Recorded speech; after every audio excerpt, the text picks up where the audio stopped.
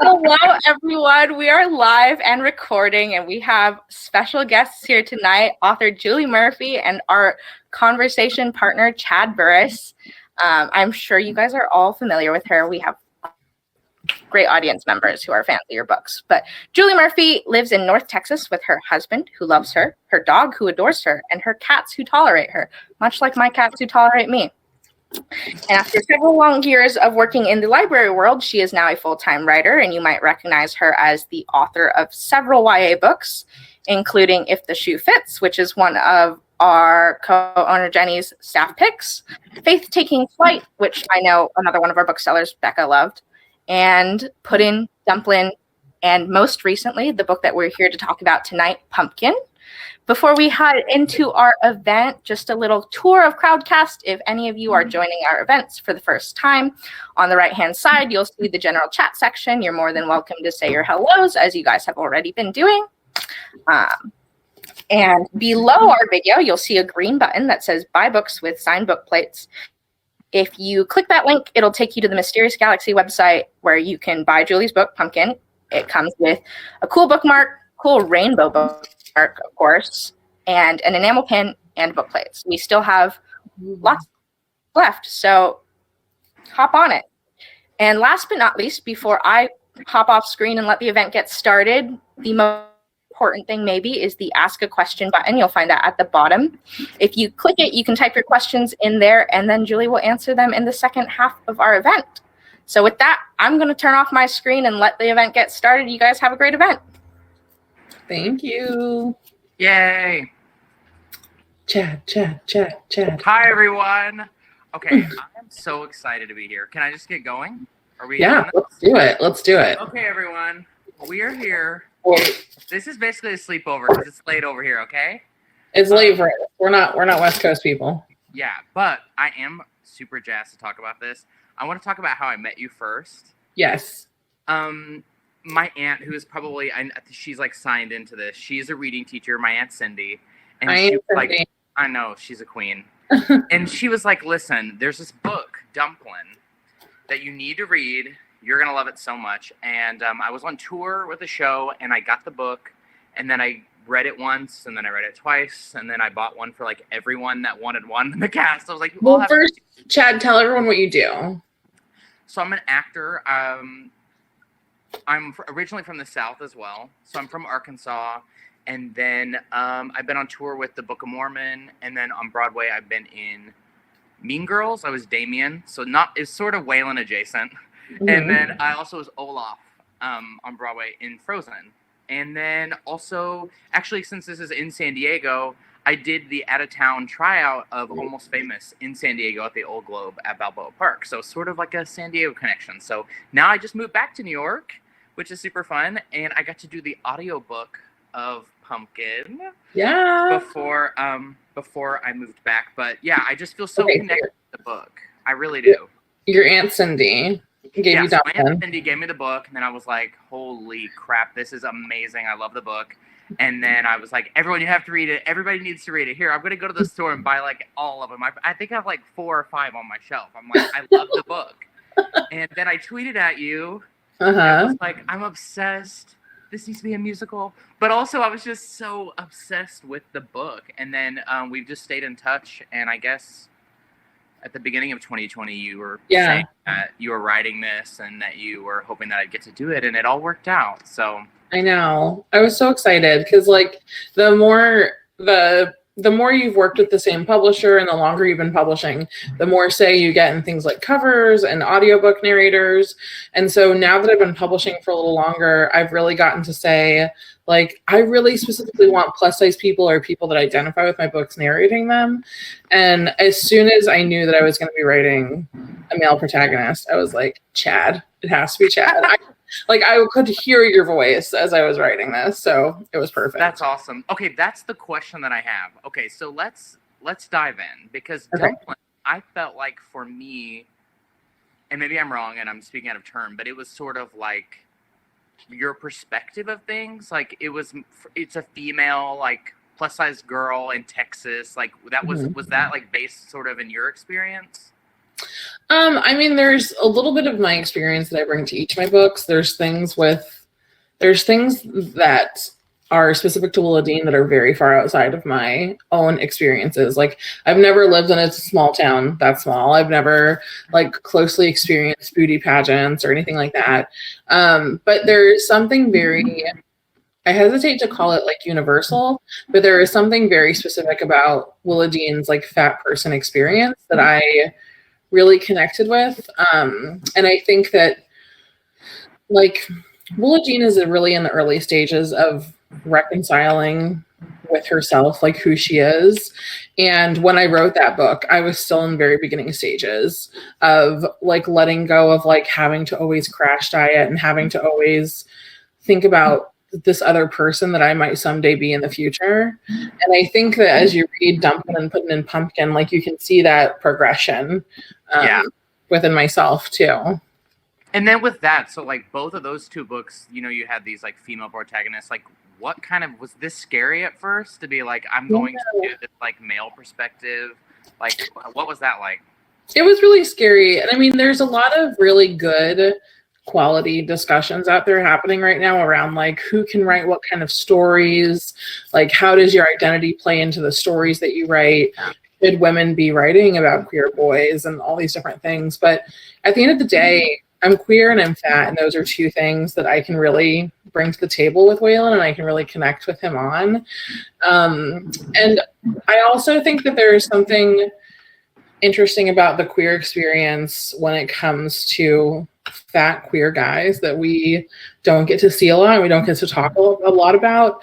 And obviously I can't say it's something that I've 100% experienced firsthand, but it's something that I have a lot of knowledge around and a lot of like secondary immediate experiences with other friends of mine. So the choice to make this third character a queer boy was very specific and very much on purpose. Yeah, it feels on purpose. And also, y'all, you have to read this. You have to read it because there were several times when I would be doing the audiobook, I told Julie that the director of it was like in my headphones and I would be reading these things and I'm like, read me, Julie. Like, it felt so like, Dumplin was like, yeah, this is the first book that I really identify with because it was like a young person coming, like trying to feel lovable, and like this like fully was like, oh, whoa, like it took it to another level that felt so authentic and like the first time reading something that I felt really seen. So if you're chubby and queer, and if you're Southern on top of that, like this is the book because it just really, there were several times they're like, you have to keep going. These books are paced. This isn't like a movie. But it was, I just think that, I don't know. I felt like it was really authentic. And I think that it seemed like you were that this was you. You know what I mean? I really loved that. Well, that's what I want. I want everything I write to feel really natural. I want everything I write to feel really conversational. I think that for me, a good book feels like you're sitting in a room with a friend rather than like, you know, reading a book, trying to stay awake, reading a book. So it's all on purpose. Yeah. What about why this one being the final? You know, I feel like, I don't know. I'm like, Clover City, we just need to go. Like, what is it about this one being the final one that's like, this makes the most sense and this like tied it up? I think that, sorry, I just realized I have all these other windows open. I think that this was sort of a natural progression. We start with like Willa Dean, and I think she's in 10th grade. And then we move on to Millie, who's in 11th grade. And then so like a 12th grade book, like the end, senior prom. Like I really loved the idea of like ending on that note and seeing where all these characters, maybe not where they're going to like end up, but where they think that they're going to end up. So I don't know. I think that I might be a jaded old lady, but I still do think there's something really magical about how much hope that you have in like those last weeks of high school, and how it really feels like in a daunting, but also an exciting way. It feels like the world is like at your feet. So it felt like the right place, and I'll never say never. It's hard for me to let go of these characters. I feel really protective over them. So I don't know. I mean, I will never say never, but I know that for right now, the door is like closed for quite a while.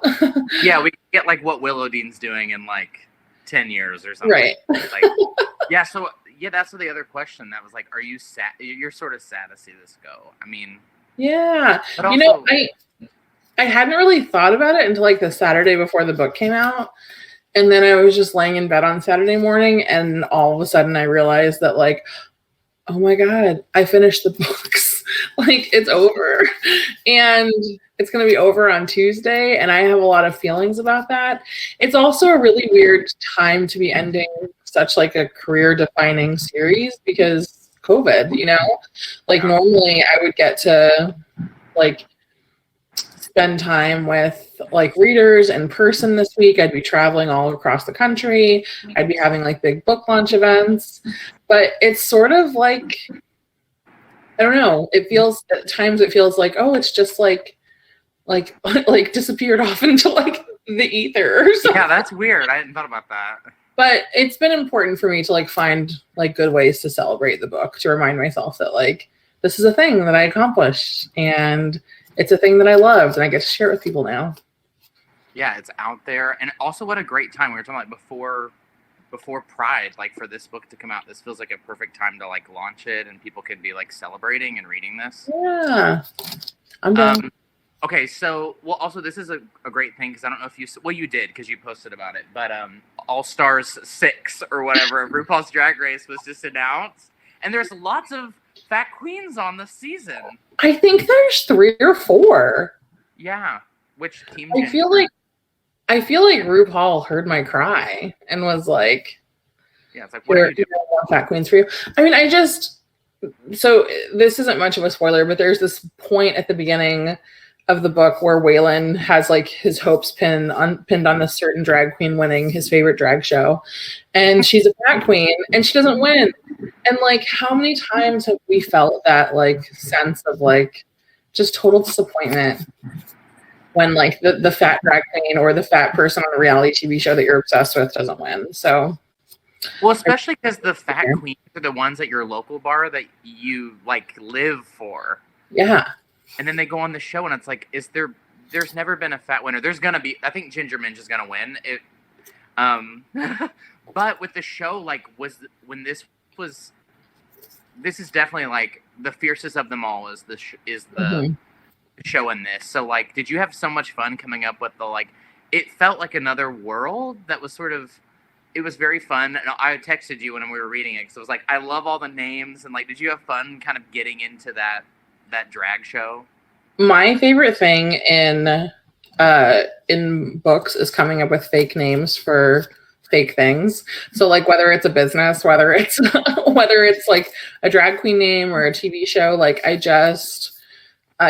love it. Like even in like my middle grade Dear Sweet Pea, there's a TV show that they're obsessed with called, it's like a weekly like almost like a 2020, but like like for scary stories, like like sort of like sensationalized scary stories called like America's Most Haunted.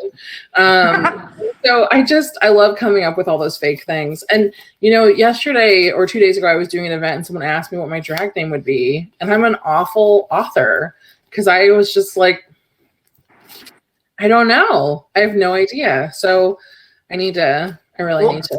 I feel like you've come up with some good ones. Like if you put some thought into it. Yeah. So I really do need to think about it. What's yours? Chastity belts.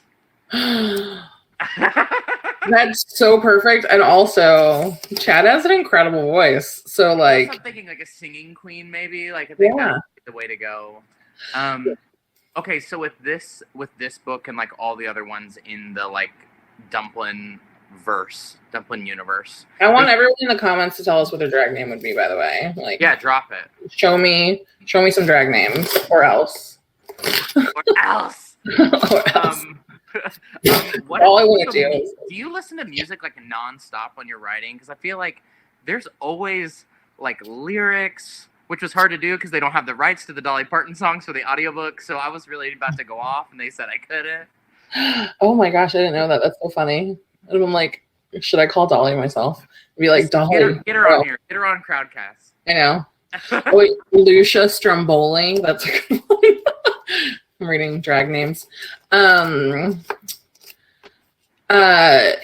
Yeah, I do listen to music all the time, but I'm really bad at finding new music. So Ian, my spouse, is constantly making like playlists for me, because if it were up to me, I would listen to like the same bops I was listening to in like 2004 on repeat for the rest of my life. Like every time I write a book and put music in it, my copy editors and editors are constantly telling me the music I put in the books is no longer relevant. Like they're like, you have to come up with something for younger people. So I'm like, I'll constantly be like referencing like Britney Spears Toxic, and they're like, can we get something a little more current? And I'm like, is the copy editor in the chat? She's timeless. No, it's fine. I mean, their whole job is to like, you know, look for like all the little cracks in your book. So I get it. Matt Berger says the glam burglar. That's a good one. Why can't I? Oh yeah, tequila. These are good. Haley Skies. Mm-hmm. Oh, view chat. I'm not seeing that. Here we go. There you go. Oh, there's my best friend. Brooke is here. Hi, Brooke. Okay. So also the ending has like it was interesting, like coming off of Mean Girls, which I feel like has like a very like iconic prom. Like you were talking about how they like break the crown up and they're like, you get one, you get a piece, like go Glen Coco or whatever. Yeah. So like when you're writing, like are there like iconic kind of prom moments from pop culture that you're like sort of playing with in this, that you were like, this is kind of what I want this to be? Yeah, I mean, in my head, like the trifecta of prom movies for me is like Never Been Kissed, She's All That, 10 Things I Hate About You. Mm-hmm. I'm constantly like thinking of those 3 prom movies every time I write a prom. And in both of the books, both of the YA books I have coming out this year have proms in them. So it was sort of like a real struggle to find ways to make like prom innovative and exciting in 2 very different ways. So it's definitely something I think about and consider, but I love writing about very specific iconic high school moments. And one thing I haven't gotten a chance to write too much about is homecoming. And I definitely want to do that soon, because in Texas, do you know about homecoming moms in Texas? No, but that's in Dumplin, right? Like you talk about, I've seen them, they're huge, right? Yeah, it's like briefly mentioned, but like if you're not a Texan and you're here, you should definitely look into homecoming moms, because they are like these huge like monstrosities that girls wear homecoming week, and they're your Aunt Cindy saying hi. And they're so big that girls need harnesses to wear them sometimes. But like they're these huge things with like fake flowers and like streamers running down them. They're very intense. And I really want to write a book about them, about people who wear them and make them one day. Okay. See, this is where we go back. Willowdean, like she has a daughter and she does this for her. Okay, we'll go back. Willowdean is like into crafting all of a sudden and is like making these homecoming moms. She's like has an Etsy shop. It's like a whole thing. One thing that also that I love about this is like I had never read like a fat gay male romance novel. You know, it was like sort of nice to read, and then also to be like, oh yeah, this is a thing. Like, I don't know, it's like no one ever has written that before. Like, what are some of your, I love, and I feel like, what are some of your favorite like romance novel tropes that you're like, I have to use these, or what are ones that you're like, you're trying to stay away from?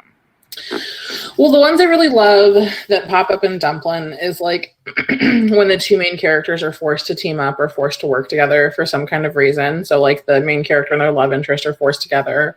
I really love, it's sort of like a lovers to enemies kind of thing, like very slightly, like they have like some kind of history that they have to overcome together. I mean, there are lots of romance tropes that I love that I can't put in a YA book. Like, oh my gosh, we got abandoned or we got stuck on a road trip and now we're in a hotel and there's only one bed. Things like that. I mean, I guess I could put it in a YA book, but I haven't yet. So there are lots that I really love. But one trope that I hate for obvious reasons is like the revenge body. Like I've got to, like I came back and I'm all like hot and slim now, but like, I would do a revenge body if it was like, the hot girl was still, or the fat girl was still fat. And she was like, I just think I have a revenge body now because I do. Yeah, exactly. I just love myself and don't give a crap. This is why what is Chad. No, okay. That's really, because that one has a lot of that stuff that like they have like a past, Mm-hmm. And then at the beginning it's like, oh, I don't know. That was the interesting thing in kind of going into doing the audiobook was like, I'm going to be completely honest. I didn't read the book before I went in the studio. I think that that's a good way to do it. I think that that's a fun way to do it. It is until you put like, there were several times that you would put, like says quietly after it. And I would have been like, wow. And then it would be like, says quietly so no one can hear. And I'm like, can I run back and do it again? Like, I just hadn't read it. But it was kind of fun to go on that journey and not know like what path he was going to choose in the moment reading the story. And you posted this too, but is it weird? Like, have you listened to it all? I haven't listened to it all, but I listened to the first chapter. And I typically can't revisit my writing at all for a very long time. It's really hard for me to go back and like listen to or read things that I can't change. But I was able to go back and listen to like the first chapter of the audiobook and I love it so much. And I'm able to like disconnect with it enough so that like I can actually just enjoy it, which is an actual miracle. Like Ian and I, when we saw that teaser pop up online and then I sent it to you that one night, do you remember when just like a few weeks after you filmed or recorded the audiobook, we were listening to it and like, I love all my audiobooks, but also I love some of them more than others. And this is like the top of the list. It's fantastic. Oh, good. Well, I just wonder like what that, for me, like Book of Mormon, when it reopens on Broadway, that is the last thing that I want to see. Like it's like you do it for so long and I didn't even write that, but I just did it. And so it's I don't really want to revisit it. So I've always wondered for like writers, like you don't ever go back and like read your stuff or listen to it, right? It's like, no, I don't. I mean, the only time I really revisit my work is if we're going into, if it's been like in print for a long time and I've been like, you want to know what? I put that thing in that book and it's one word that feels like it could be sort of offensive and I can go back and change it or something like that just because the times change, the vernaculars change. And so I've done that before. But like the Dumplin movie, it's hard for me to go back and watch that again because I've watched it so many times. I love it, but it's hard for me to go back and watch it again because I just feel like so far removed from it now. You're like, it's fine. I don't have to see it again. The other thing about the book that I really liked, and a lot of my family is like up in the chat, close friends, family, but was the relationship with family in the book. Specifically this relationship with this like queer duo that we have, Clementine and Waylon. Like for you, I don't know, like what was it like trying to create a relationship that felt like really authentic as like siblings? Because I feel like that's a big part of this book too, is the like relationship between the two of them, and like it felt very like natural and real. Yeah. And the relationship with the grandmother too. Like I just really loved all of that. I mean, family is complicated. You know what I mean? Like writing family dynamics is one of my favorite parts about writing. And I really do think that like, there's something really compelling about the fact that like, you're truly stuck with these people. Like, yes, you can always have chosen family, but like, there's always something that will circle you back to your family in some sort of way. Even if it's just that like someone died and you have to go and take care of like, their like last business and all those things. So like I just always really lean into that. I think it's a really easy and natural place to like not only build character but find conflict. And I've always been so fascinated by twins. I have without going into tons of detail, I have a really complicated relationship with my sibling. And so I just think that like, I don't know, I see so many people who are like absolute best friends with their sibling, and I'm also fascinated by that. But I also just, I don't know. I think that like being thrown into like the situation of life with someone and having to navigate it with someone who you might not have ever chosen for yourself, but you're just with them anyways, like it's really interesting and really compelling. And Clementine and Waylon in the book are best friends. They are super, super close, but they're having to like come up on a path in the road that's about to split for the both of them, like high school. Things are going to end one way or the other, whether one of them moves somewhere or another one, stays home or something like that. And it really reminded me of those feelings I had when high school was ending, where I felt like I was being left behind, or that people were moving faster than I was willing to move, or I don't know. I thought it was a really good way to bring up all that high school energy and bring it home. So you had to deal with it on the home front too. Yeah.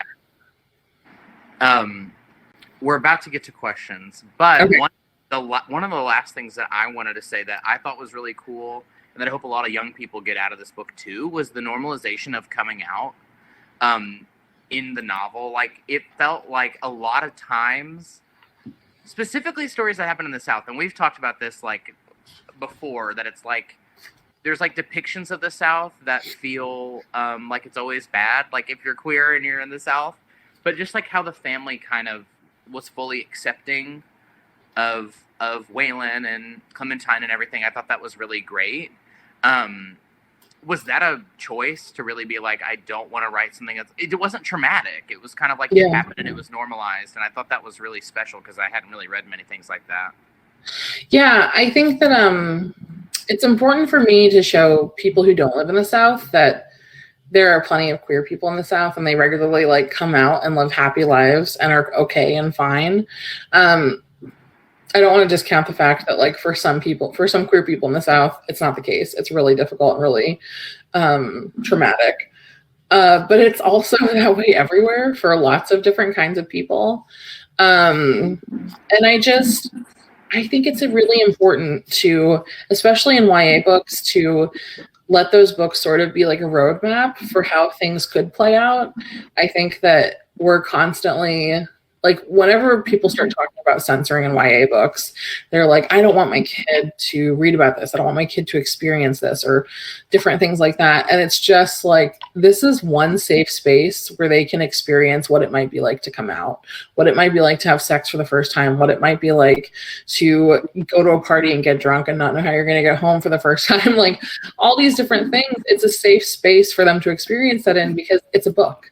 And so they get to experience it for the first time in their head. It's sort of like this like run through in a way. And so I really wanted to portray very specifically like a coming out that was sort of like no big deal. It was like, I'm happy for you. Let's move on. Like, this is fine.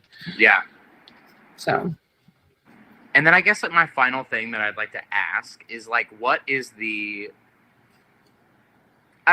one thing that you want people to leave with after reading this? That's a big question, Chad. Okay, or if there's 2 or 3 things that you want to bullet points, we can do whatever. I think that with any of my books, I just want, I think it's a really lonely time. And this is always my goal with all of my books. But if anyone can just feel like they're slightly less alone, you know what I mean? That there's someone out there that shares their experience, that the way that they are is perfectly okay, and they don't need to change for anyone, including these ridiculous expectations they have in their head that they didn't create themselves, but were fed to them. That's always my primary goal. And then my secondary goal is going to be that I hope that me writing fat books create space for more people to write fat books and tell fat kid stories. I just, if someday I'm totally forgotten, but that's the one thing I did, or I made like space for like more people to write more stories like this, I'll be happy.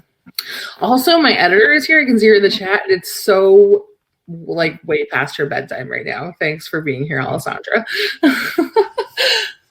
Y'all, also, you jumped off of that very, like, that was, Julie Murphy, you were an icon. I love you. You're an icon. I love you. Before we answer questions, though, I want to hear a little bit about the audiobook process. Can you tell me a little bit, like in what ways it felt so different than your normal performing job, acting? Yeah.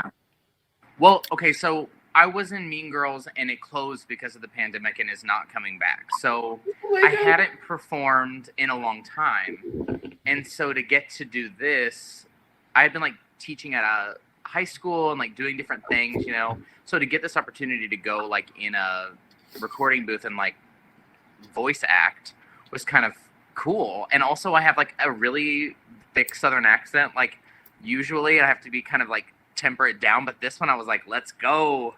But it was such a cool experience. And like I said, to kind of like live the book as I did it. And like I said, I just really saw myself in it.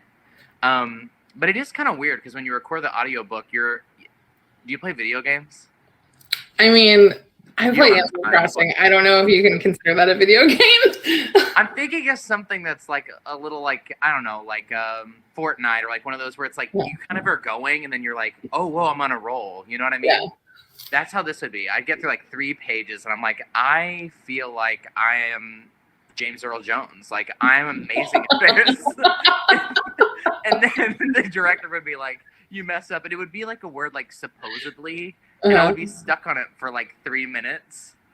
And then I would be able to move on. But it was just such a cool experience. And I think the reason it's different from theater acting is because I'm playing one part and then someone else is giving me the energy of these other characters, right? So I'm kind of facilitating one thing and then reacting to what they are doing. Right.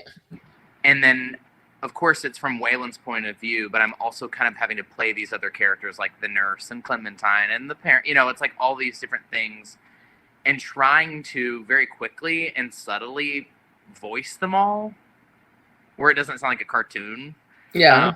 But I don't know. I thought that was a cool challenge. And like I said, I felt like it was like, oh, I'm on this ride. This feels kind of scary. And, but it was just so fun. And whenever it finished, I was like, ugh, now I got to go. I want to read it again because, I don't know. I just identified so much with the book that I think it was not as scary to do because I was like, this is literally like me growing up, except I wasn't like fully into my skin yet. But like, this is kind of almost like, man, I got to have I had this experience, but just at 28 now.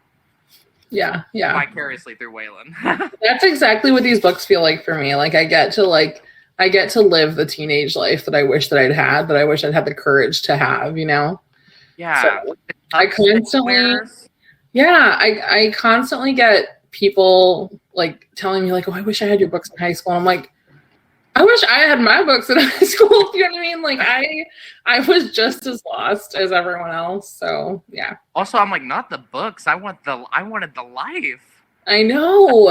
I wore the most ugly tux to prom, and like I wore the worst prom dress. Like the senior year, it was so bad. Oh, well, we need to have it. Let's have an adult prom. Okay. I mean, had we had a party in person. Okay, well, you're gonna come to New York, and we'll totally would have been adult. Oh wait, I was gonna make that really like. There we go. Okay, I guess we should take some. Yeah. Questions. Oh, this one got to the top. Are there any plans, Julie? Tell us here. Are there any plans to make Puddin or Pumpkin into a movie? I mean, it's something that we're constantly working on. So there's not any immediate plans right this moment. But my team of people that I work with are constantly working on making these things happen. So I don't know, but I hope so. We're working on Dear Sweet Pea right now with the Disney Channel. So that's exciting. Yeah, I'll get hair plugs for that. Also, what was your favorite scene? Hi, Ian. Hi. Hi, What was myself. your favorite scene or part of this to write? There's a sort of like drunken party, and I like that's like my sweet spot in every teen movie is the party scene. Um, so the party scene very specifically in this, I love the chaos of it. I love how many characters are involved. It's just so much fun to write, and there's great karaoke scene in it. It's a lot of fun. Okay, you know I love this next question. Mm-hmm. What would a Dumplin musical look like? Is it a Dolly Parton jukebox musical? I feel like Chad should answer this. What does the Dumplin musical look like in your head, Chad? Okay. You know I want to feel see it happen. Yeah, You it know has how to happen. complicated this question is. Yeah, I really think it's a combination of original music and Dolly music. So there's like a fat composer that's working alongside Dolly. Mm-hmm. Here's the pitch for one scene, and then I'll stop. Okay. The scene is, you know how like in Hairspray, there's I Can Hear the Bells, and there's like a dream sequence, right? I've already told you this. The idea is that it's here you come again, but it's like Willowdene in her head seeing Bo, and it's like her singing it to him, and it's like, oh, this is gonna work. And then at the very end, when she comes out, it flips, and he's singing that to her. So it's like I don't know. I think that's kind of my friends, like we've talked about this a lot. I just think that's an amazing idea. And then also everyone bows, and then the final number after the bow is Red Shoes. That's like the encore every night they do. I love it. Anyway, if anyone in this chat has like that's, I'll consult. Chad and I have talked about this a lot. It just screams musical. I know. Broadway's coming back September 14th. Okay, so do you know the ending of your books before you start writing? Do you have a roadmap, or is it like you kind of free write? Like, how does that work? So if I weren't writing under contract, as in like if I were just writing books and then selling them after I was done, I would probably have no idea what the roadmap was or where I was going. But because I do this full time now, it's sort of like I've had to adapt my creative process to make sure that like I get paid on a yearly basis and can continue to do this and like buy my cat's litter and stuff like that.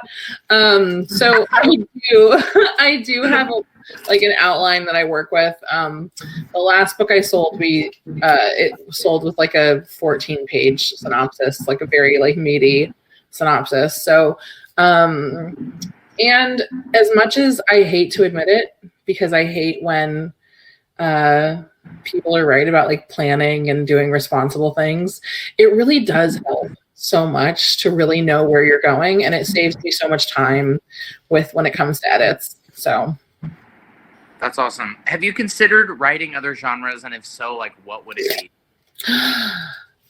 Yes, that's all I can answer on that. Because yes, I have considered writing other genres. I have hopefully some fun stuff in the works that people will be excited about. Work, diva. Getting so good at that. It's just make sure it's on the really great side. Yeah, you gotta. I know it's actually kind of warm in here. We're back in New York, and it's in the wall. You see, it's not as great as that. It's not the same as the South. Like my ideal temperature of AC in a house is like the gust of AC you feel when you walk into a Walmart. I always want to be like that, like wind blown and cool, you know. You know those like freaky meat rooms, like a meat locker? Mm-hmm. That's how my bedroom should be, always. Yes. And then I can just put like tons of blankets on me. Yeah. Anyway, not that you'll need to know that. Someone says, I love how Waylon feels about Kyle. So real in so many layers. How did you do this relationship? How did this relationship come about? So in the book, Waylon has a sort of like frenemy named Kyle, who he has known since middle school, really. And they're sort of like former friends. And Kyle was the other fat kid when they were younger. And one summer, Kyle went to like what's essentially like the curves in their town, like the tiny little gym, like the circuit gym for all the ladies in town. He started going with his mom and lost a bunch of weight. And Kyle and Waylon have a really complicated relationship because Kyle is constantly talking about how he like lives in fear of returning back to the person that he once was, returning back to what he did look like at one time.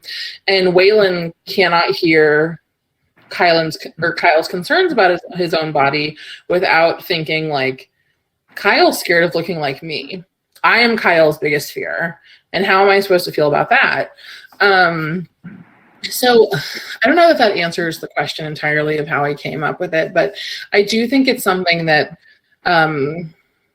since like the proliferation of like fat positivity and body positivity, we're constantly looking at famous fat people who lose weight or have weight loss surgery, and people have really complicated and understandably so feelings about that.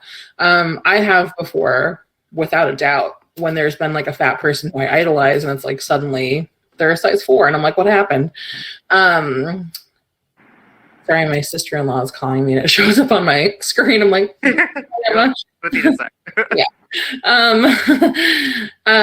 So yeah, it was, I think in every book there's a sort of like a secondary fat plot that I like to include.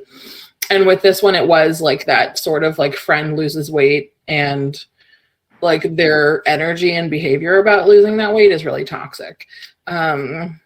So it's something that I think a lot of fat people contend with.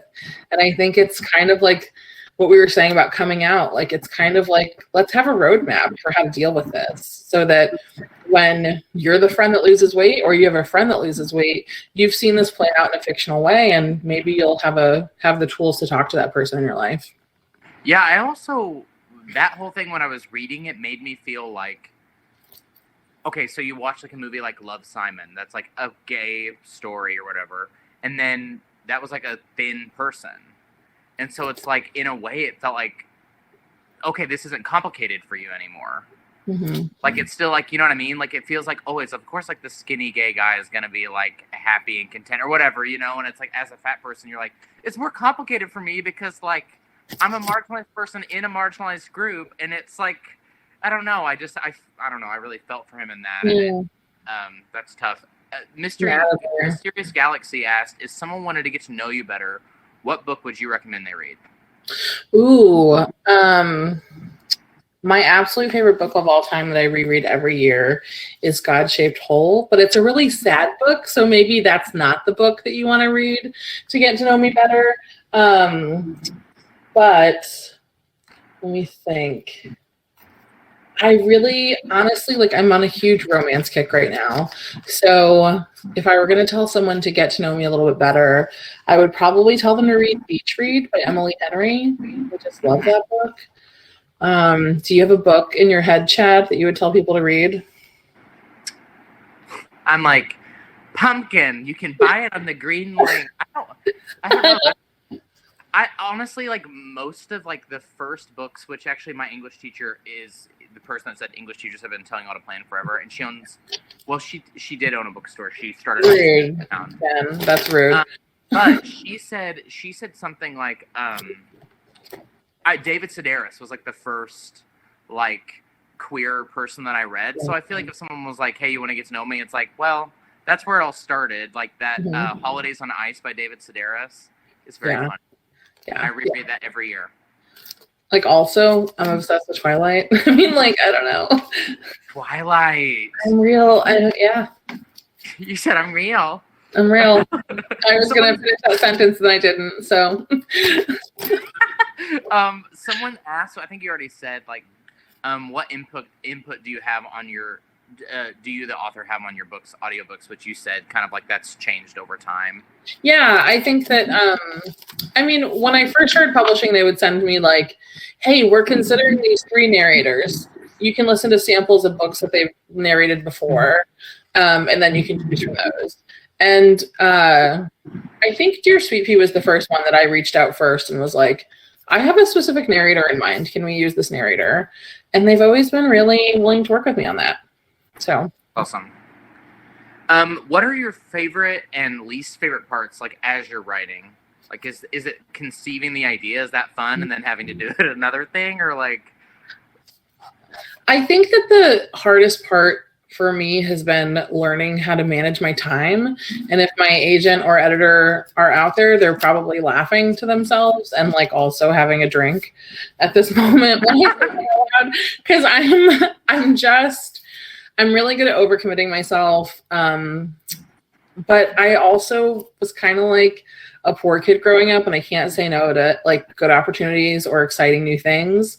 I'm also terrified of, like, saying no to something that could be, like, a new experience for me for the first time and not getting to, like, grow and learn.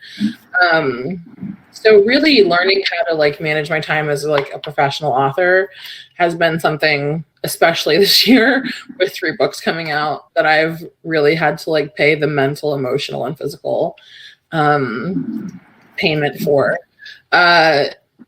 So that's been something that's been really difficult. And then the other part of that question, my favorite part, I think my favorite part is editing. I love going in and ripping apart a book and making it. I think I always am talking about how, like, there's this version of my book that only exists in my head, and the version on paper is never as good as the version in my head. So getting to sort of, like, chip away at that book and make it match the version in my head is something that I love to do. Another thing that's really weirdly hard for me is, like, release week. Like, I feel like this whole job is built around you being, like, a recluse and being like someone who stays at home and makes up things in your brain all day, and then going out and talking about it for, like, a week or a month or however long. It takes you a minute to, like, get in that groove and remember how to interact with people. Yeah, because you're just, like, locked away because you have 3 books. You're like, I have to do this. Yeah, it's too much. I think we're, like, we have a little bit more time, I think. Yeah, we can answer a few more. The other, my friend asked this. Will every book you write be centered around a plus-size main character? Is that, like, something that you really are trying to make a priority as you're writing? It's definitely a priority. I have written books that don't have plus-size main characters. There's Side Effects May Vary and Ramona Blue. Ramona Blue. That is so good. Thank you. But there will probably be books in the future that don't necessarily have a plus-size main character, but have, like, a plus-size love interest or something like that. But I kind of feel like a little bit like on a power trip with, like, the fact that I get to write books now. So I feel like for as long as someone's paying me to write books, I might as well make fat people star in them. So, I mean, yes, for the foreseeable future. This is another question from the same person that has to do with the movie. Uh-huh. Do you feel like this is, like, this is hot tea. Mm-hmm. Do you feel like the book did the movie did your book justice? Like, was that weird? How involved were you, like, once the movie was getting made? Were you, like, was it pretty hands-on? I know someone else wrote the screenplay, but how did that work? Yeah, I did feel really comfortable with the movie and how all that played out. I got to be really involved with the script and the movie, and I got to work closely with, like, edits on the script and things like that. I wasn't on set for the movie the whole time, so of course there are going to be, like, small things where I'm like, if a fat person had been in the room, they would have made a different decision, or if, you know what I mean, like, small things. But I'm also really happy with how it turned out. And I have so many friends who have gone through this process, and it's been catastrophic for a lot of them and really awful. So in the grand scheme of things, when you look at, like, how many people put their effort and time into making a movie and how difficult it is to even have a movie made to begin with, I'm really happy with how it turned out. I think that for every different director or producer we could have had, the movie would have been a different story. So I think a lot of people were really pleased with how much it was like a mother-daughter story.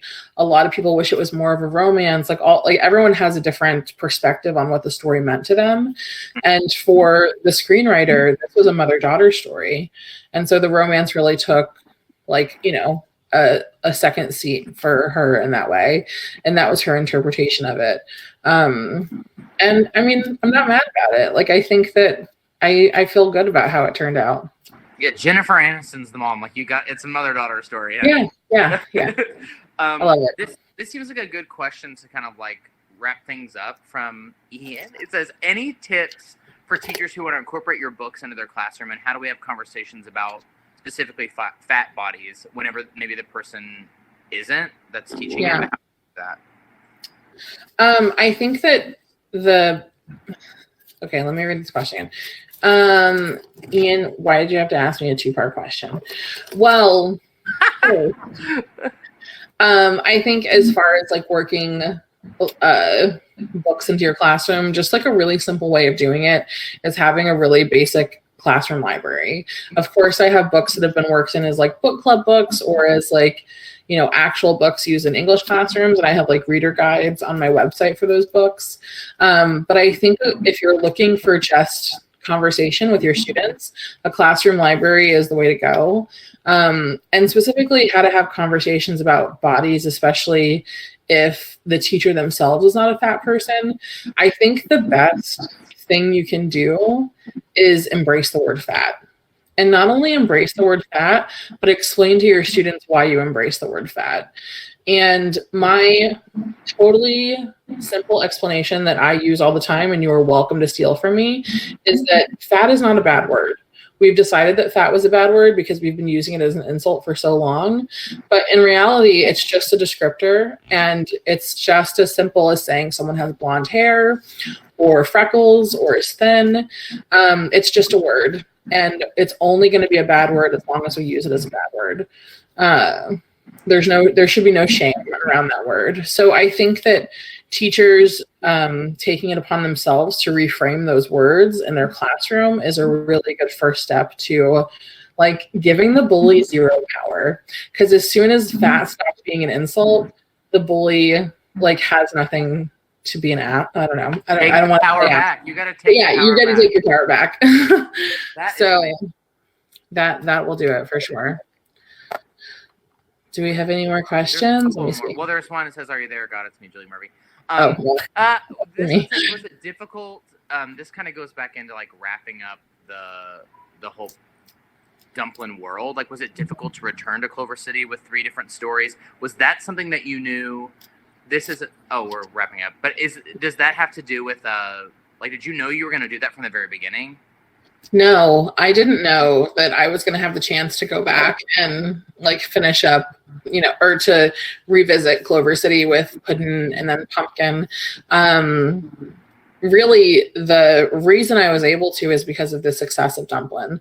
That's why I was able to revisit these stories in the first place. Because, like, yeah, publishing is about art and it's about stories, but it's also a business. So because so many people embraced Dumplin and that book sold, then I was able to revisit those stories. And that's when I really was able to take creative license and do a little bit more. But like creatively, as I was writing Dumplin, I knew very early on that there were more stories here in this little world that I had created. So buy this one so we get more.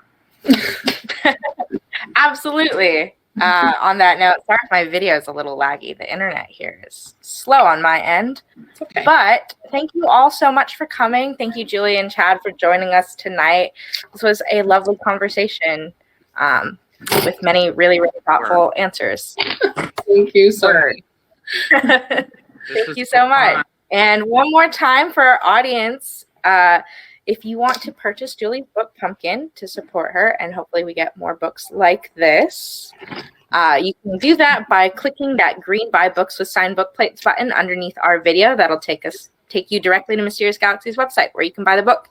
And again, it comes with a signed book plate, neat, awesome bookmark, and an enamel pin. So you get a lot of really great goodies for purchasing this book. So yeah. With that, thank you all so much for being here, and have a good night. Bye, divas. Bye.